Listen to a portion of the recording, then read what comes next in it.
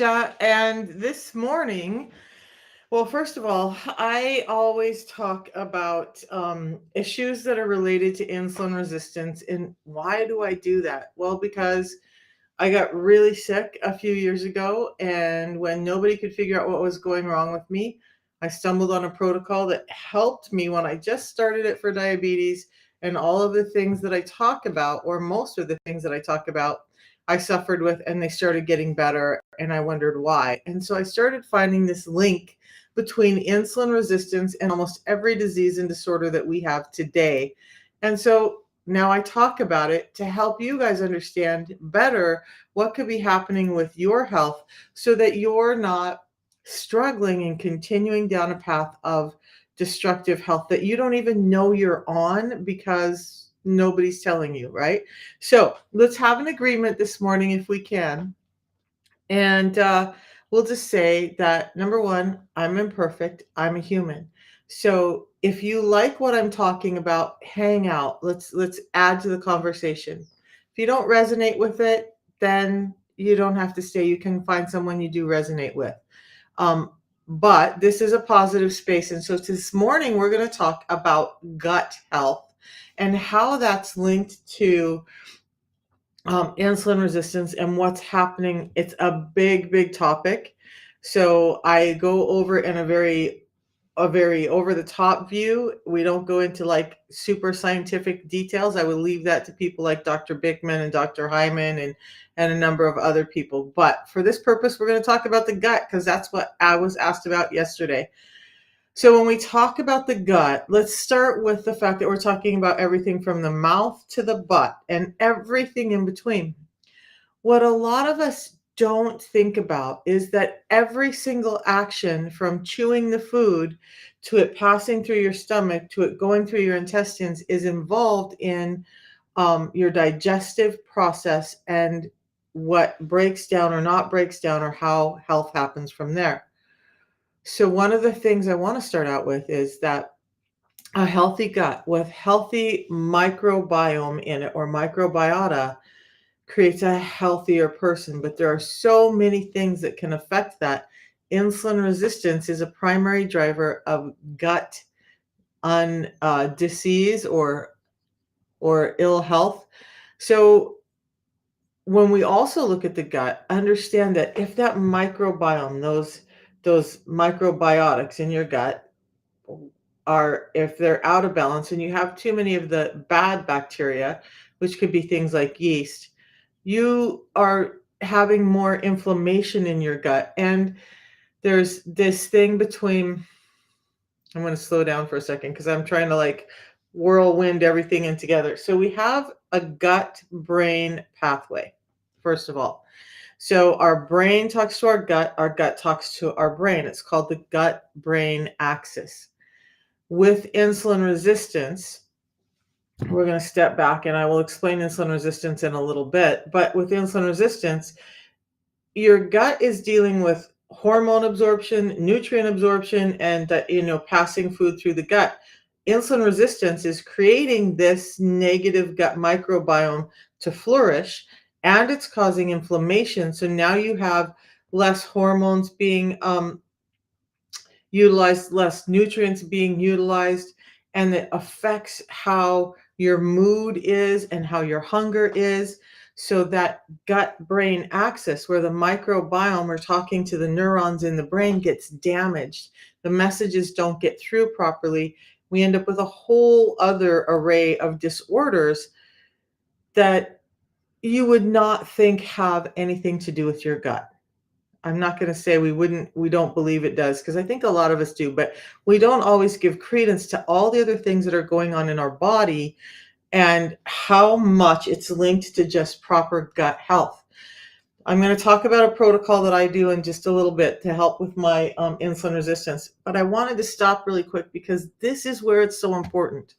Um, this protocol I utilize not only is reducing blood glucose for people with insulin resistance, but it's helping build a healthier gut microbiome. And I talk about that maybe not as often as I should, but it's super important. And it's one of the reasons I love the system because it's building that healthier gut microbiome. So back to the intestinal tract and the gut, right? So when we chew, there's enzymes that are created when we chew. Good morning, Jenny. And those enzymes start to break down food.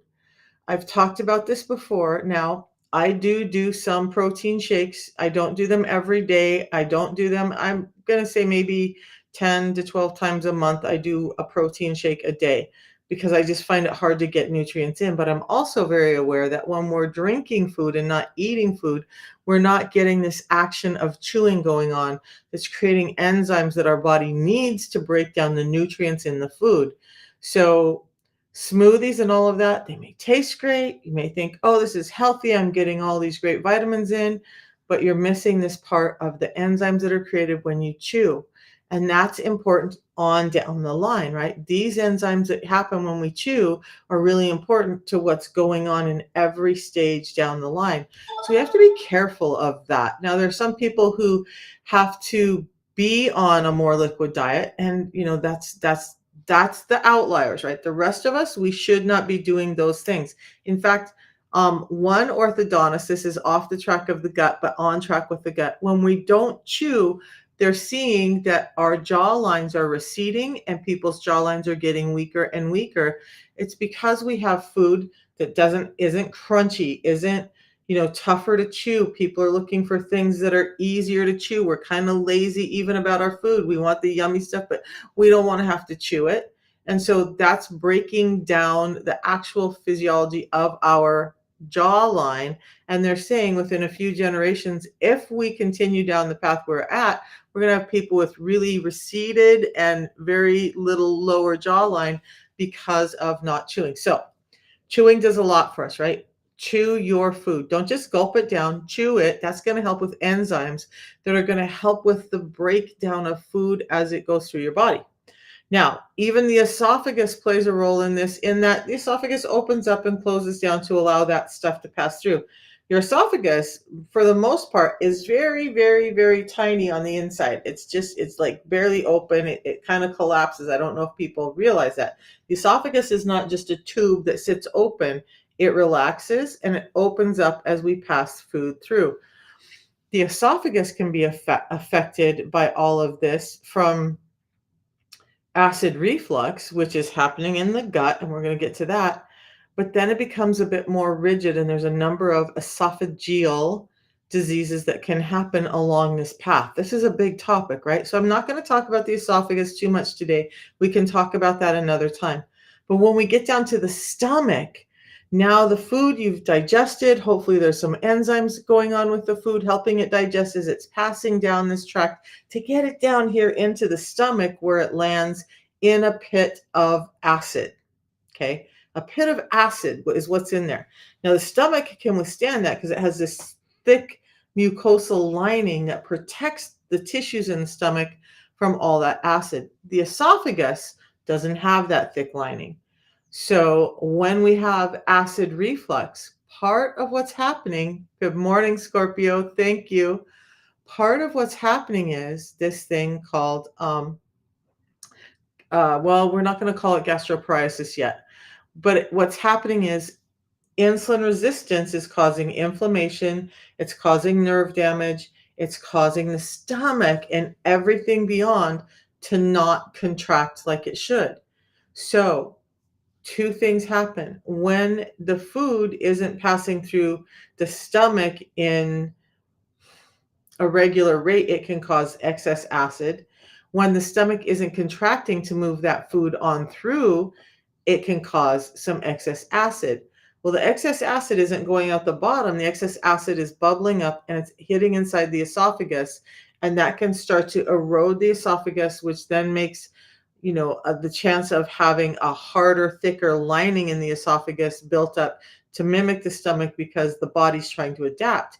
And all of those things. So GERD, gastroesophageal reflux disease or disorder, can happen because of this excess acid bubbling up all the time.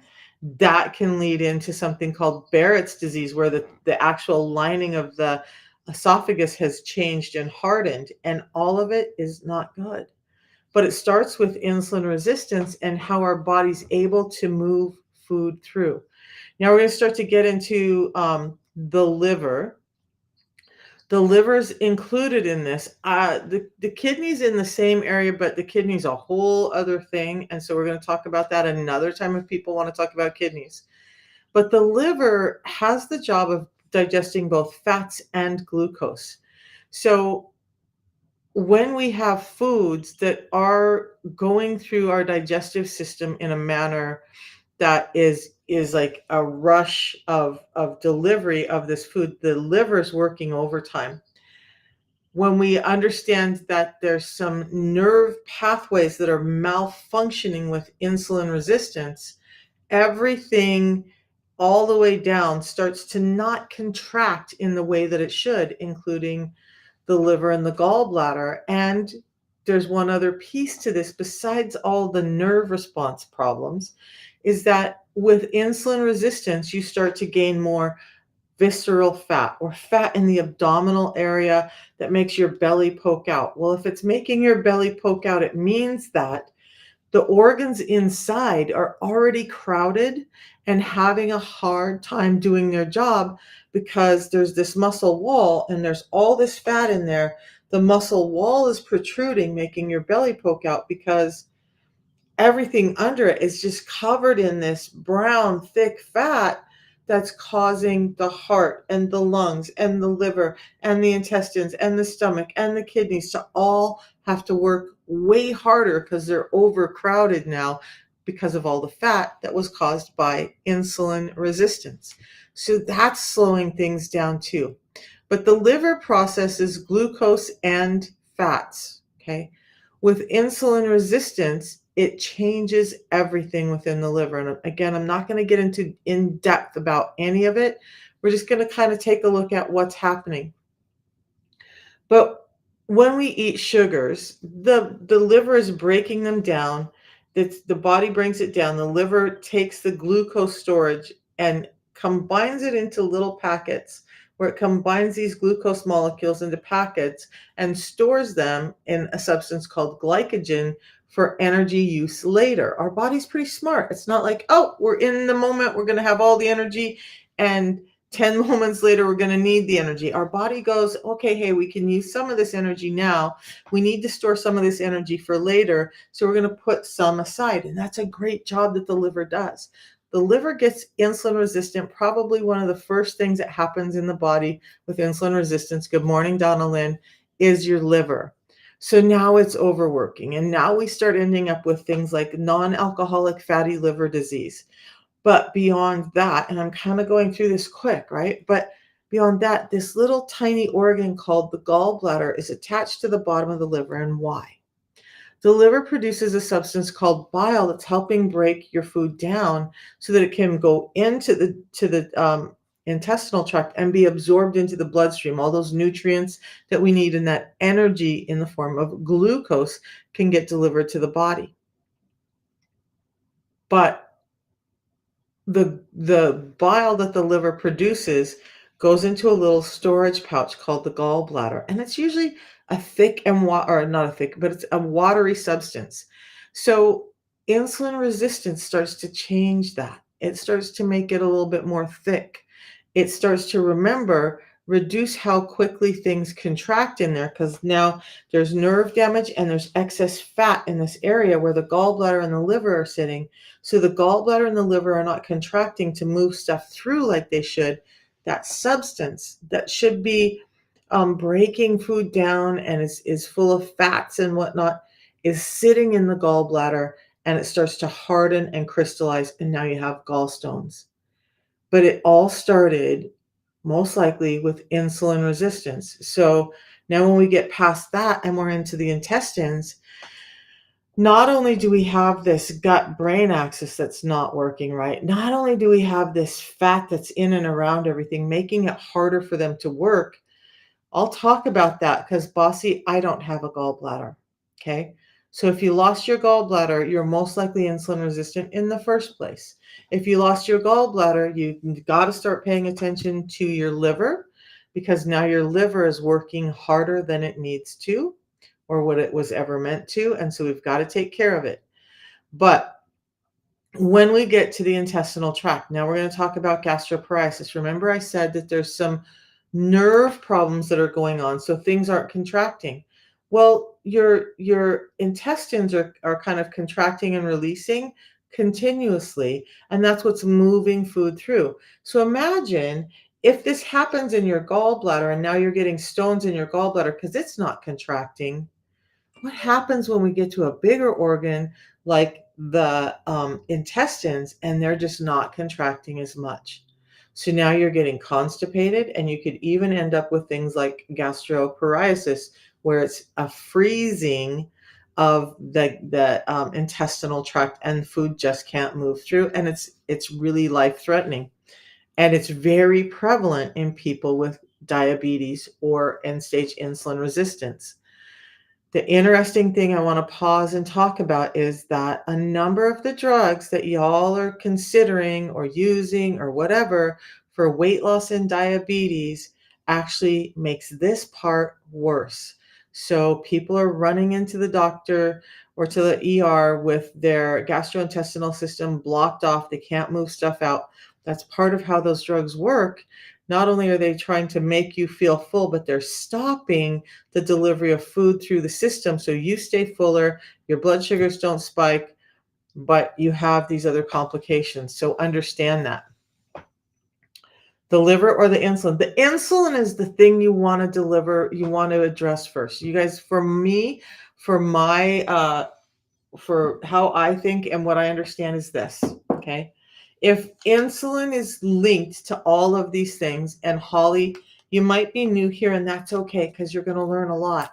But insulin resistance affects the entire body. So it's not just the liver or the esophagus or the stomach or the kidneys or the intestines that are starting to go defunct. All of your body is, and it all derives to one root cause called insulin resistance.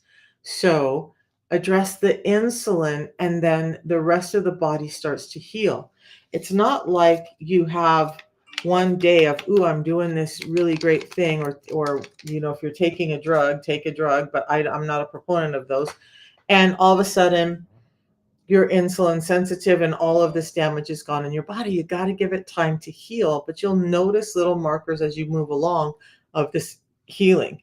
So, Bossy, I will come back to the gallbladder because it's something that I'm working on. Actually, I lost my gallbladder because of insulin resistance in an emergency surgery, and life has been very different. I know you know what I'm talking about. In fact, this morning I had some gastritis and I don't know why. And it's painful. And it's so painful, I considered not hopping on and going live. So I totally understand not having a gallbladder, and we'll talk about that. But let's finish up with the rest of the gastrointestinal tract. So when we look at things like IBS and Crohn's disease, there's a lot of inflammation in the intestinal tract with insulin resistance. Remember, insulin resistance causes inflammation in your joints and throughout your body. You may end up having edema, some neuropathy, but it's causing this inflammation, and in great part because of this change in gut microbiota. Is it the insulin that's changing the gut microbiota, or is it the sugar? It's probably a little bit of both. So when we have these diets that are so high in sugars, and I'm not talking just about pasta, rice, cakes, cookies, I'm talking about everything we eat turns into glucose much too quickly, and now the body's struggling to figure out what to do with it. But that excess glucose is changing the microbiome in your gut, and now you have more yeast infections. Maybe you have itchy skin folds. Maybe you have things like dermatitis, ectopic dermatitis, eczema, psoriasis. A number of things start to happen when that gut is inflamed and the microbiome is not happening. One of them is IBS, irritable bowel syndrome. And really what's happening is a combination of these things, right? So there's this excess inflammation, the nerve pathways aren't moving right, and the gut microbiome has become negative. And so now our intestinal system is stressed, and we end up with things like IBS and Crohn's. And so if we clean all of that up, get the insulin under control in the body, let the gut microbiome start to get healthy again, a lot of these issues start to get better. So when we talk about that, I talked yesterday a little bit about it. Um, I had uncontrolled IBS for years, since my 20s. Nobody could explain why it was happening. Nobody gave any help. Nobody. So for over 20 years, I suffered with this, and it just kept getting worse and worse and worse. And it got to the point where I hated to even leave the house or take a trip because it was so volatile. I could never guess what was going to happen when I was out and if I wanted to deal with all of that. So, and you may even have, this is a little, but we're talking about the gut, so I'm going to talk about it. So if your anus itches, you probably have a negative gut microbiome where you're having this inflammation and essentially infection in your gut because there's not enough good microbiota, and that yeasty kind of negative microbiome is prevalent. And so, sorry, but your butt may itch all the time. That's another clue of it. But all of it links back to insulin. Now, insulin resistance, what is it? And why am I saying that all of this links in? So, insulin resistance happens when we eat food that turns into glucose too quickly, which is almost everything we eat today. A number of really great nutritionists and doctors are starting to say our food is just so different that our bodies don't know how to handle it. That's one of the things that ends up being happening is insulin resistance. So with our food turning into glucose too quickly, it's causing this problem, and here's how. Insulin is just a hormone, just a hormone. It's a pretty major hormone. But insulin, one of its jobs, the one that I talk about the most, is to deliver energy to the cells of the body. And thank you for all the loves and likes, you guys. I appreciate it. So insulin is delivering this energy packets. Glucose is the energy that it's delivering to every single cell of the body because every single cell needs energy. So when we eat sugar, eat something that turns into glucose, and make no mistake, even your animal products turn into some glucose. The body cues the pancreas through this chain of reactions to create the hormone insulin so that insulin can carry those packages to all these cells in the body. Now, they're more and more starting to say they don't like the term insulin resistance, and this happens with science as they kind of weave into stuff, how they're going to talk about it. But they're leaning more into just calling it hyperinsulinemia. So too much insulin problem, right? So when we have too much insulin and it's knocking on the doors of the cells all the time, some of the cells are going to be like, "Ooh, I don't want to hear from you anymore." Other of the cells are going to be like, "Yay, let's party, bring it on in." And some of the cells are just going to ignore it all and do what they need to do. But the whole process of overtaking insulin, undertaking insulin, they're terming it insulin resistance. The body's defunct because there's too much insulin in the system. Too much insulin is because of too much glucose, and eating every 2 hours, like you hear all these people telling you, is actually causing this problem. So if sugar goes up and then insulin goes up to match it, and it takes, we haven't gone over this, but it takes 2 to 4 hours for those sugar levels to fall. And in an insulin resistant person, somebody who's spiking their sugars constantly, the insulin doesn't immediately come down. Insulin is slower to respond. Sugars are down, but insulin says, hey, this person has a history of snacking and my blood glucose is going to go up. So I need to be out here and I need to do my job. So insulin's going to stay high for a while. Now you have this gap and you're hungry and you kind of want to fill that gap between the energy and the insulin that's wanting to do its job. So you eat, you snack, you spike your glucose, and you train your insulin to stay high, which is telling the cells, I don't want to hear from you, or I'm going to take too much of you. And I go over some of the places where that happens in other lives. Now, that's kind of insulin resistance. Now, what insulin resistance leads into is things like prediabetes, diabetes, and Alzheimer's. Those are all end stage insulin resistance, right? So if we address the insulin by making sure that we're mediating the sugar. I'm not saying you can't have it. I'm saying that it's hitting our system way too quickly, driving insulin too high too often. So we talked kind of about in a very overview relationship of how food passes through your system, right? Well, imagine now all of that happening and insulin is messing with this tract, and you have sugar that's just pouring through because, little spoiler alert here, fiber has been stripped from our carbohydrates. Whether it's our fresh fruits and vegetables, whether it's our packaged foods, fiber has been stripped from our foods. Fiber slows down how that glucose is broken down and metabolized in the system and taken out of your foods and delivered into your bloodstream. So instead of getting a big meal that should nourish us for hours, we're getting a big meal that's pushing everything through really quickly because some of the key nutrients, like fiber, have been stripped away. And so now we're having these wild blood sugar spikes and drops, and our body's like, what the heck is going on? Fiber is one of the keys to getting this whole thing under control. Limiting your carbs is another key. But again, like I told somebody yesterday, I'm doing a different type of fasting right now. But on my eating day, do I want to eat Oreos and stuff all day? No. But on my eating day, I focus on nutrients. But if I want to have an Oreo, I'm going to have an Oreo. And I don't have to worry that it's destroying my health to do that. Now, I crave those less because I just don't have that negative gut microbiome. Now, that cues something else. When you have this negative gut microbiome going on, that microbiome, do you guys know what it's feeding off of? If you think you know what it's feeding off of, put a 1 in the chat because I've said it a couple of times just now. If you think you know what that is, put a 1 in.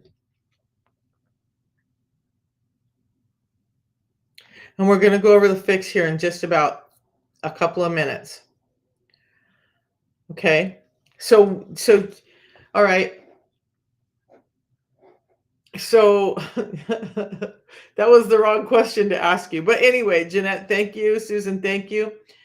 Sugar is what's feeding that negative microbiome, right? So now we have this system where we want to stop the sugar in our system so we can get the insulin down, but we're constantly craving sugar because um, our negative gut microbiome needs it. We're constantly craving sugar because places like our brain aren't getting the energy they need. It's a whole big cycle.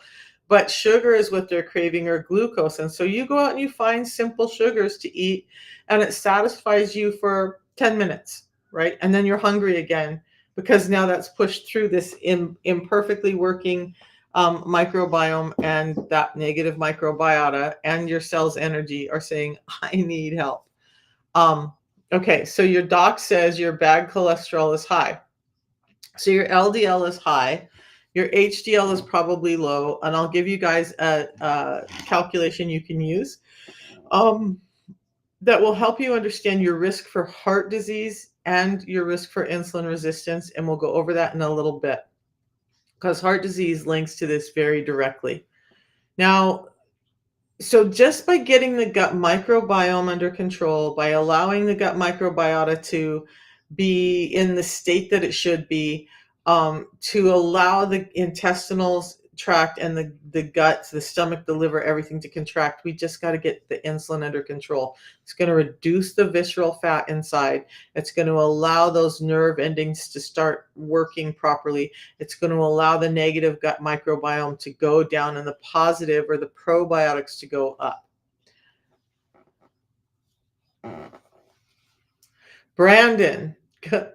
So Brandon, thank you. Brandon already knows what I'm going to talk about as the solution. So Brandon's been doing the protocol that I'm going to talk about in a second. He got off of Ozempic 2 weeks ago. 26 days he's been on the system and he's feeling amazing. He even stopped doing strict keto because it works. That's the thing, you guys. We don't have to not have sugars. We just have to pay attention to what's happening to the sugars when we eat them so that we're not having high insulin levels all the time. Um, Bad fatigue over 13 years. You're so exhausted, nobody can figure it out. So TM Kirk, I can't, like, I'm not a doctor, I can't diagnose, but when we get to the protocol, which we're getting to right now, I want you to understand this. It's two real food products that I did that helped mine. I remember that my fatigue was so bad that I would literally crash at different points during the day. When I worked in medical offices, like, I'm on my feet running all morning. Lunchtime comes, half the time I didn't even eat lunch because I was so tired. I would run out to my car, lock my doors in the wintertime, turn the heat on, in the summertime, turn the AC on, kick the chair back, have an alarm. I'd pass out, wake up exhausted, wipe my face off, run back into the medical office and start seeing patients again. After work, I would drive to the gym because I was competing as an athlete, and I would do the same thing, only I wouldn't have an alarm. That time I would just pull the car up, kick the seat back, and when I woke up, I woke up. Sometimes it was 15 minutes, sometimes it was an hour, but I was exhausted all the time, and nobody gave me any help. I had so many complaints. I get cold after I eat. I get tired after I eat. My head hurts. I have headaches. I'm starting to get migraines. I am having cravings for salt and sugar all the time. I can't seem to lose weight. My joints hurt. My teeth and gums are bleeding. My eyesight's failing. My IBS is out of control to where I can't even leave the house. All of that stuff started to get better when I started to understand insulin's role in the body and started to understand getting insulin resistance under control was the pathway for me. And now, even without a gallbladder, so do I have some excess weight on me still? Yes. When you have your gallbladder removed, someone mentioned that earlier, it makes it much harder to lose weight. It starts to mess with your thyroid function. It starts to mess with your insulin function. It starts to mess with a lot of other things. So now my path looks very different than the normal person because I have no gallbladder because I had insulin resistance for so long that nobody caught that I had to have an emergency gallbladder removal or face death. I don't know. So I had the gallbladder removed and I'm not very happy about it, but now this is the life I live. I figure I live this life now so I can help other people eventually as I do more and more looking into how to live without a gallbladder and understanding it myself. I'll be bringing that to people. So fatigue can be definitely a part of this. Yes, this will be on my YouTube. Good, Mama Newman. So, thank you for that too.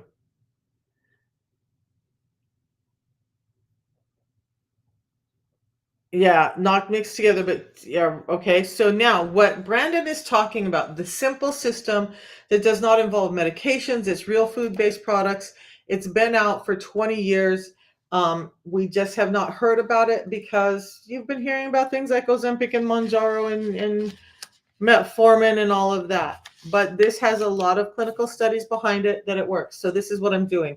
You see me drink my tea. Every morning I drink a tea.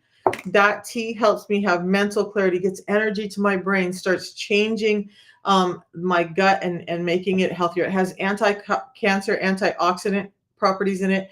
It has anti-inflammatory properties in it. It's got heart healthy properties in it. So it gives me a ton of energy, mental clarity. It shuts down my hunger through the GLP-1 axis in both the gut and the brain. We talked about that a little bit this morning. So it's getting close to the brain that, hey, I have energy. I don't need to eat. The energy starts to hit the brain because the brain runs on glucose. And now you have less depression, fatigue, anxiety, and you have less brain fog because your brain's actually getting nutrients through a number of ways that I can go over in more depth with this tea. But what I want you to understand is the tea is packed with nutrients that do all of that naturally. It comes from Argentina. We put it through a special process that's patented that makes it about 375 times more potent than any other standard yerba mate tea on the market. Plus, it's extremely clean, so you're not getting pesticides, PAHs, or other toxins in it. Now, you have something that GLP-1, glucagon-like peptide, that helps you feel satiated both in your brain and in your gut, that some of the drugs are trying to force your body to create, and your body's like, but why? It can cause damage when it does that, by the way, but because it's producing excess.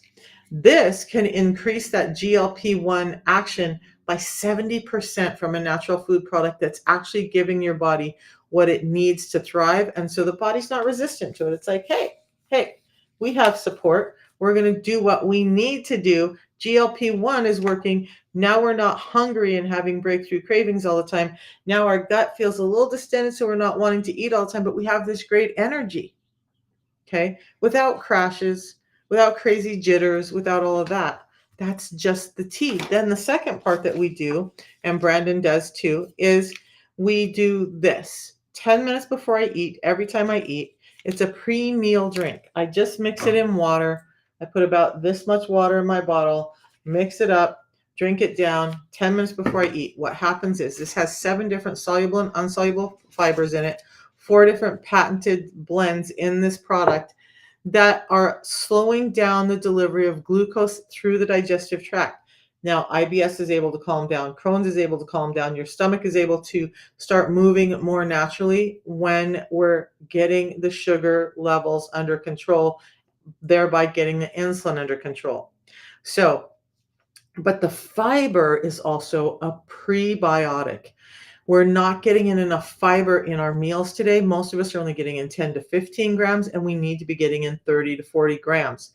This gives me 7 specific fibers that are there to help mediate the sugar delivery and the fat metabolism through the body and how it hits the intestinal system. So it hangs on to those sugars a little bit longer. So instead of this like liquidy quick punch of sugar into the system, it's holding it on and what I call time releasing it into the system.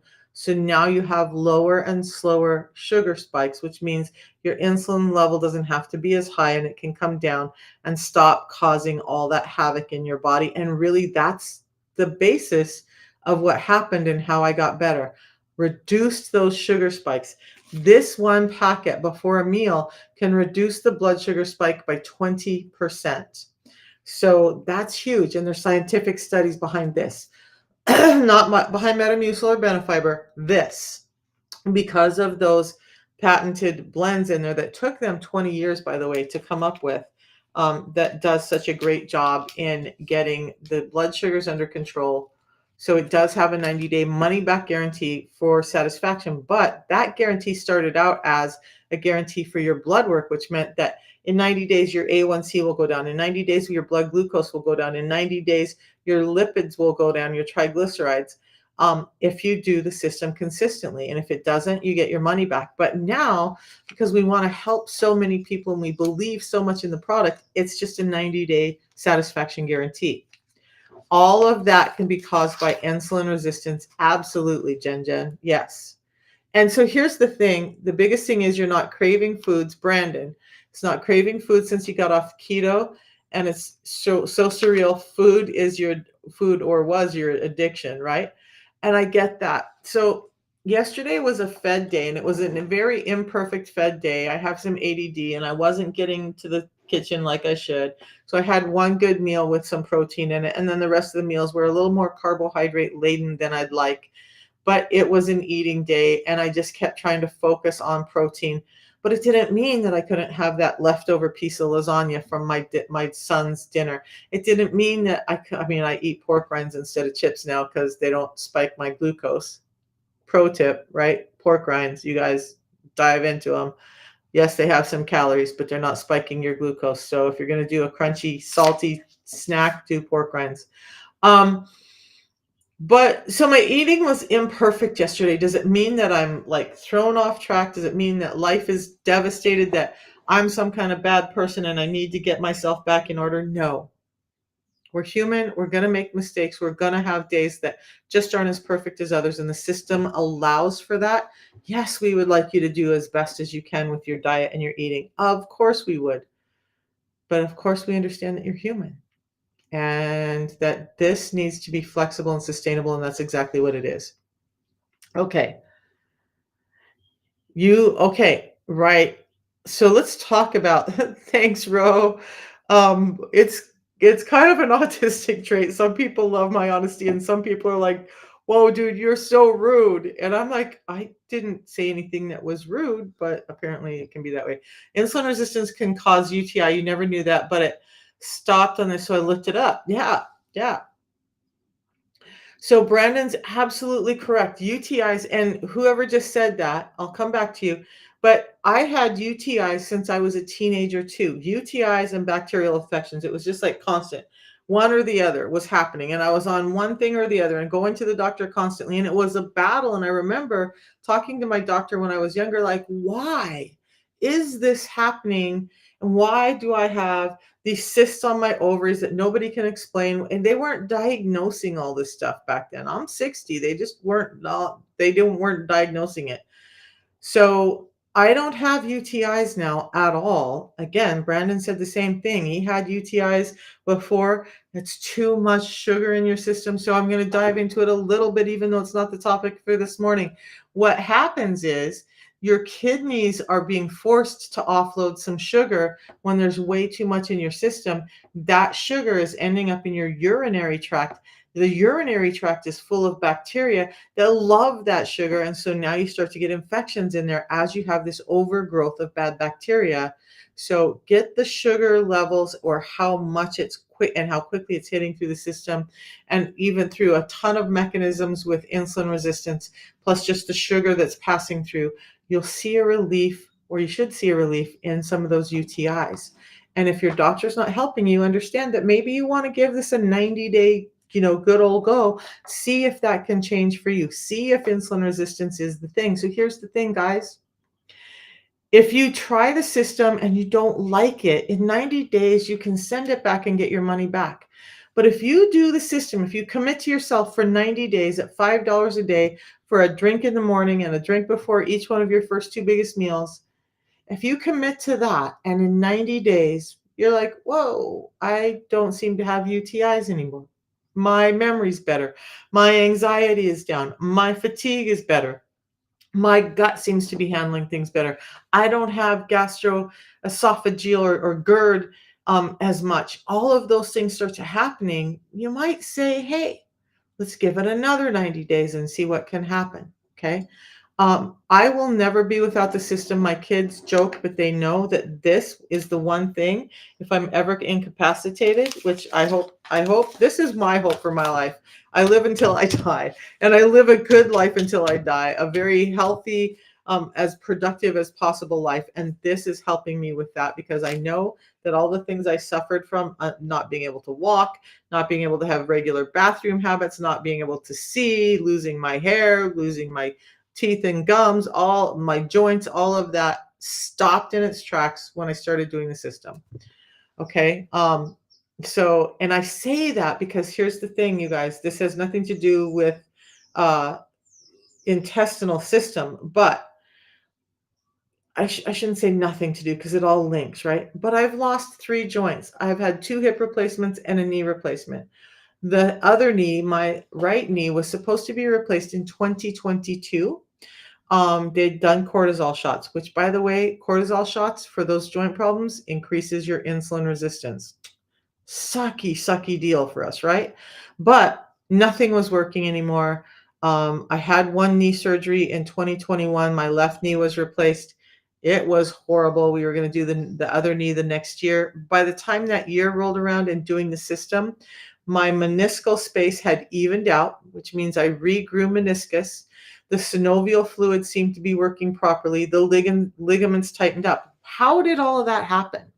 When all I did was add a drink in the morning and a pre-meal drink before anything I eat, because there was less inflammation in my body, eating up all those tissues, destroying all those tissues, because there was actually energy getting to tissues that needed to regenerate and be strong. Our bodies are this amazing thing, but we have to give it the right fuel. And right now we're not getting the right fuel because we're getting too much glucose too often, and it's causing all this havoc. So semaglutides induce insulin. Does it have long-term effects on your pod? Yes. They're not fixing your insulin resistance. So look at, are you And I'm not being inflammatory to you. I just want you to think, okay? So this is going to sound a little strong, but are you deficient in semaglutide? Do you have a semaglutide deficiency? Is that going to fix the problem for you? To order, you guys, you just go to my profile up top here, right under when you get to my profile, tap on the picture up here. A white box is going to come up below. Tap on that. When you get to my profile, you're going to see a couple of red light symbols. And in Facebook, YouTube land, I will pop a link in there for you because I'm on multiple platforms right now. But this is what you're going to see when you get to my profile, and this is how you order. Also, if you get to my profile and you don't understand it, the first video in there is tells you how to order. So just go to my profile and there is a link in there. So this is what it's going to look like. You're going to see my picture up top, and right below you're going to see these red light symbols. I have super greens under my nail. Then you're going to see this link. Yours will be black because your screen will be white, but just click on that link. That's going to take you to my page with all of the information on it. And this first one is where you order the system. It's as simple as that. Then when you click on that, what I want you to understand is this is taking you directly to the company website. This is not some third-party website. Our company does not support Amazon, eBay, Walmart sales. So if you're purchasing and it's not taking you directly to this company website, you're not getting the guarantees. And you're probably paying way more than you need to. Make sure it has my name on the front. You'll get emails, text, videos from me. You'll get a talk to me and all of that. And we start you on your path to better health. I had so many conversations yesterday with people, getting them started, helping them understand what's going on, helping them understand how this fits into their life, and just easing their fears about that this is another thing that's difficult, because it's not. Thought, but it was normal. There are so many things that we think are normal for adulthood, like skin tags and those dark skin patches, and ladies getting hair on your chin or losing hair on your head, or just a number of things that we think are inevitable because we're just getting older. It's just the body's aging process. No, it's not. It's the body's aging process in the presence of insulin resistance. And if we get the insulin resistance under control, then we start to do better. Have you ever wondered, like, I'm not perfect at all. I have things to work on, right? But at 60 years old, I feel like I've held up pretty good, especially with understanding where I was 3 years ago.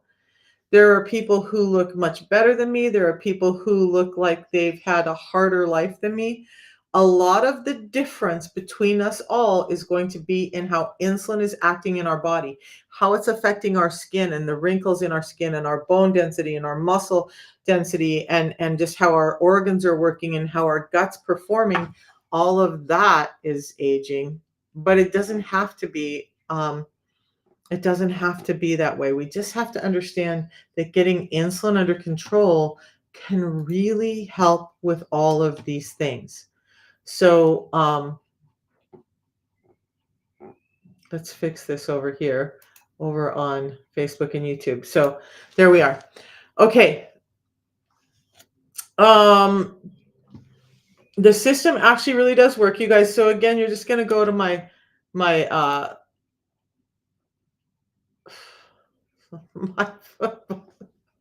I just read something and my brain went whoop. It's that time of day. So it's just going to take you to my profile and where the link is. So I'm going to get this for you guys over here to get you. There we are. Okay. So and here's the thing. If you don't want to talk to me, you just want to go do the system and be in peace, cool. You're going to get some text from me. You just don't have to answer them. If you want to talk to me, text me and say, hey, I need to talk to you. I have questions about this, that. And I'm like, okay, what time is going to work for you? This is what time I have. And we're going to hop on a call and we're going to take care of it.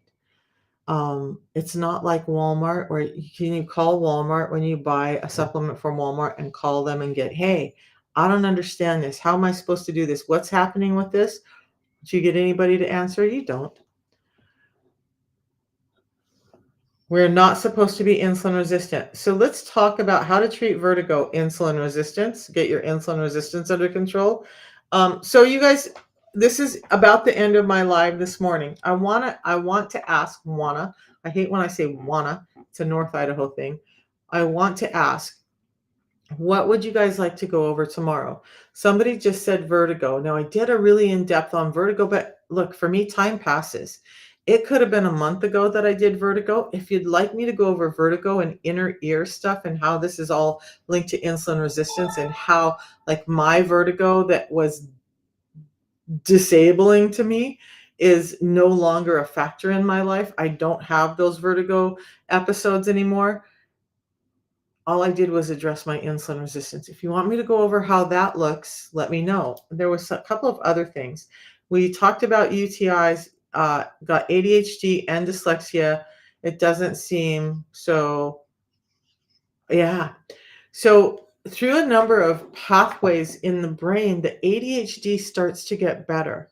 Mine is so much better controlled. Do I still have ADHDs? Do I still have impulse control? Do I still have a mind that likes to flit around like a butterfly in a field of flowers? Yeah, that's my brain. Like, think of a field of flowers and 100 butterflies and they're flitting around. That's my brain, but it's much better than it used to be. I don't lose my keys as often. I don't forget to lock the door as often. I don't, leave the stove on as much. There's so many things that just are not happening as much for me with the ADHD that they used to.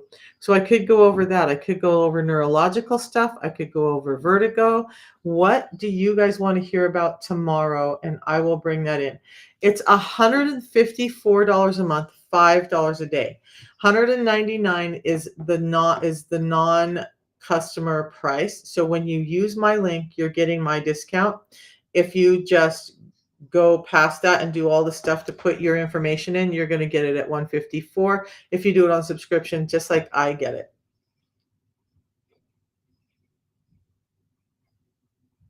Yeah, okay. So semaglutides. Let's go back to that. I did want to talk about that really quickly. So right, those semaglutides, GLP-1s are forcing your body into a reaction. So what happens is this. Now we start to see,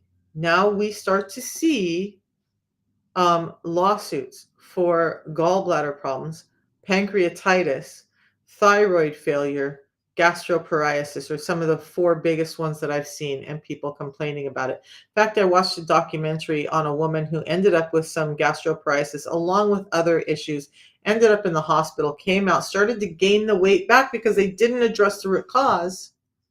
So she went back on the drugs, ended up in the hospital again, and was like, what am I doing to myself? To look skinny, I'm going to kill myself. That's pretty strong languaging, right? I understand it is. Look, if you can withstand those drugs and that's what you want to do, that's your choice. Go do that. I don't choose to do that to my body. I've done enough damage. Why would I cause more damage to my body while I'm still causing damage to my body because I didn't address the root cause just to look thin? But you lose your pancreas, you lose your gallbladder, you lose all these other things that are very much a possibility with those drugs.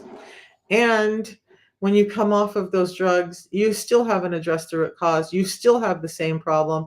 You still are going to get sick, or you're going to be on those drugs for the rest of your life because you're still just managing symptoms, but they're giving you more and more and more of it every year because you really didn't take care of what was causing all those symptoms. You're just giving a drug that's artificially trying to fix a problem that it's not there to fix. So anytime you're doing a drug, like if you do an antibiotic because you're sick and you're overrun with infection, yeah, you're deficient in antibiotics for your body to fight that off. There, yeah, go ahead. Do those antibiotics. You need them. But when it comes to GLP-1s, are you really deficient in that, or is your body going defunct because You don't have your insulin under control. And insulin does an amazing job in the body, but we only need as much insulin as it absolutely takes to do the job. Our insulin levels should stay as low as possible, and then we're doing great metabolically. When our insulin level starts to climb, we start to have problems, and now we end up with all these other things going on, and it can be devastating. Brain fog, headaches, migraines, joint loss, sleep apnea, gastrointestinal disorders, cravings, can't lose weight, feeling cold and fatigued all the time, just on and on and on. It's all linked to insulin resistance because our body's not getting nutrients in the way it's supposed to. Bottom line. And the system that I do, that Brandon is doing, just helps you with all we're doing with this system. A tea in the morning and a pre-meal drink before we eat anything is filling in those gaps. That's how we both have gotten better, because we just gave ourselves back what the food industry stripped so that our bodies could go, oh, this is food I remember. I know what to do with this.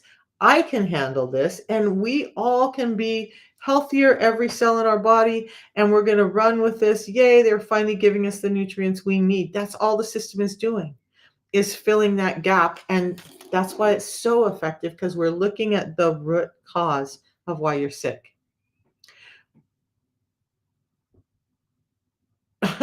Your parents, they, right? You used to get a fiber pill before you went to bed. They understood something, right? Right. And people are not educated on the importance of fiber first. And so here's the thing, too. People will eat this big green salad. Ladies and gentlemen, the one of the foods that I dislike the most in the world is iceberg lettuce. It doesn't have that much fiber in it. It doesn't have much nutritional value in it. It doesn't have a lot of anything in it, and yet we're eating it, and then you eat this big iceberg lettuce salad and think, "Oh my god, I got all this fiber and I'm good." You didn't get any fiber in. Do your spring greens, do some spinach, but step away from the iceberg lettuce. Okay, fiber first every time we eat, and it's almost impossible to get this amount of fiber in our foods now, because it's, even with our raw organic foods, it's been stripped out, and so we just are not getting what we're supposed to. So yes, in today's modern food environment, we need to supplement some of these things to get the amounts that our body needs. Eczema and sleep apnea. I was working on eczema yesterday. Eczema, so I will tell you this, but yes, I'll do a video. Yesterday I got derailed, so I didn't get all the videos done I wanted to, but I will work on that today. I promise.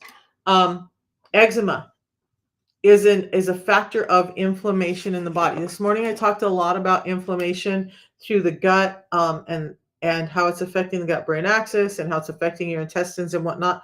Well, guess what? Your intestinal tract is linked to every organ in your body. It's one of the biggest internal organs you have, or the biggest internal organ you have. If your intestinal tract is sick, it's like this rotten apple in the middle of a barrel of apples. Pretty soon all the apples are rotten. Well, that inflammation in your gut starts to leach out into your skin, and now eczema is a disorder of inflammation, and now it's causing eczema problems. Get the inflammation down, the eczema can start to clear up. Insulin resistance directly affects inflammation. That's the bottom line, but I'll do a more in-depth video. There's not a lot of research linking eczema and insulin other than that pathway of inflammation right now. You got off your CPAP. Brandon, I need to get your story. You're on the first week because your neck stopped feeling tight. You can breathe better at night. Chia seeds and flax seeds work great for you. Susan, that's amazing for you. I did chia seeds and flax seeds, and I did all the medical medium shakes and did all the stuff, and I didn't get any better. So some people that can work for, amazing.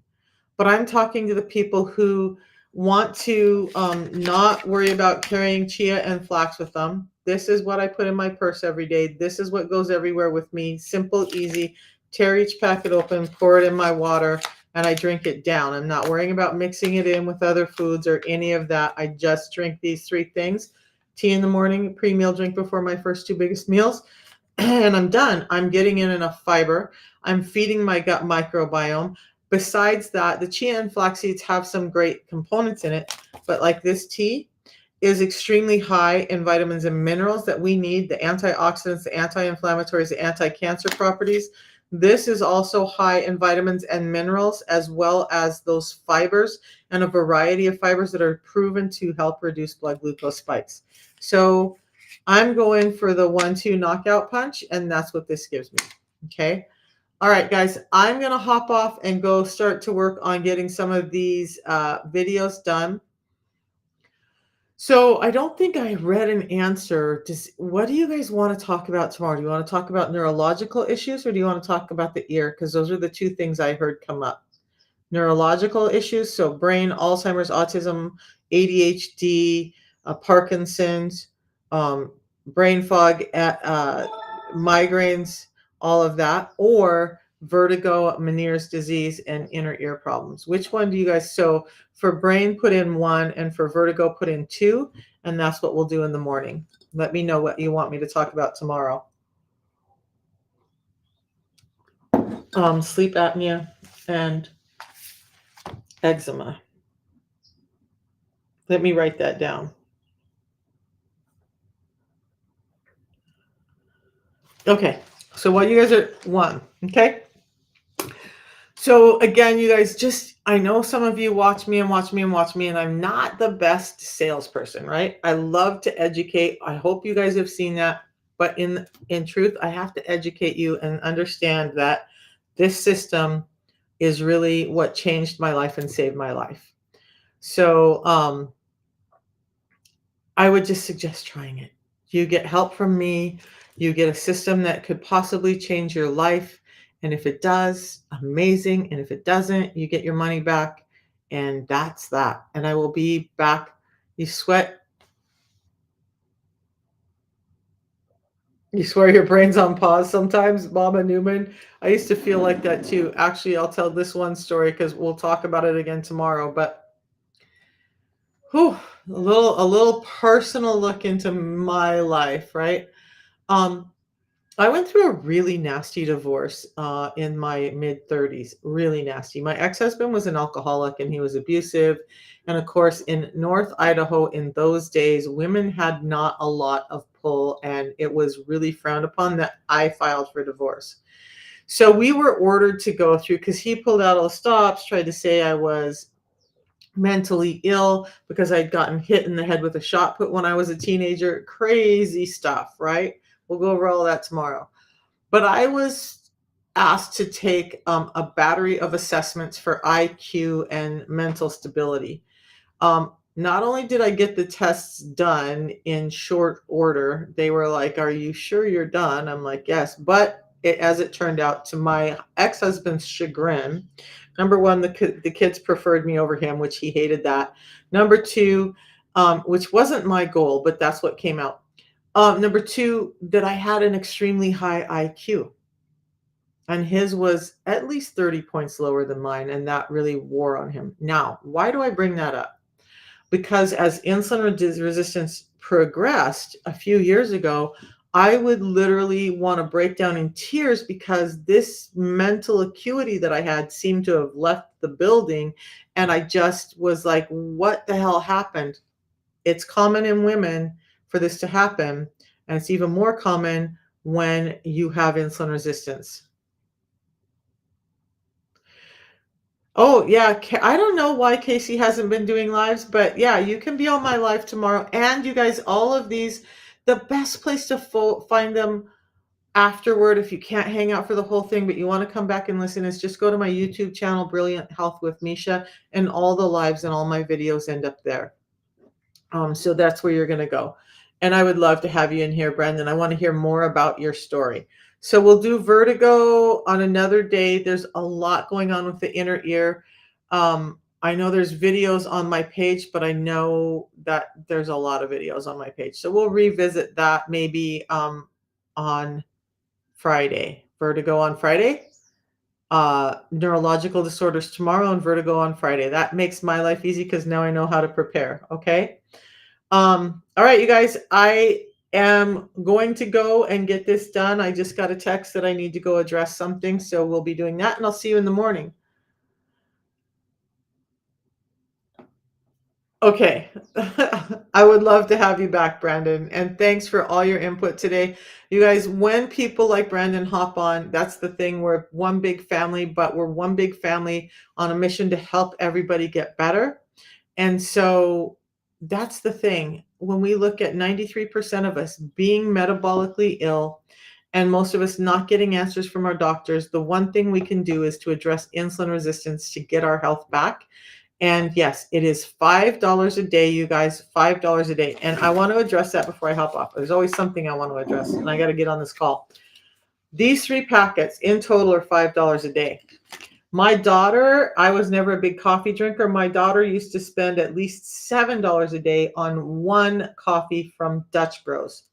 I used to spend at least $7 to $10 a day on chips or a candy bar or a soda that I was drinking every day because I was trying to find that energy. I don't have to spend all of that. My budget actually went down when I started doing the system because I'm not craving all the crappy foods and I'm eating more nutritiously, which some people say is more expensive, but no, it's not.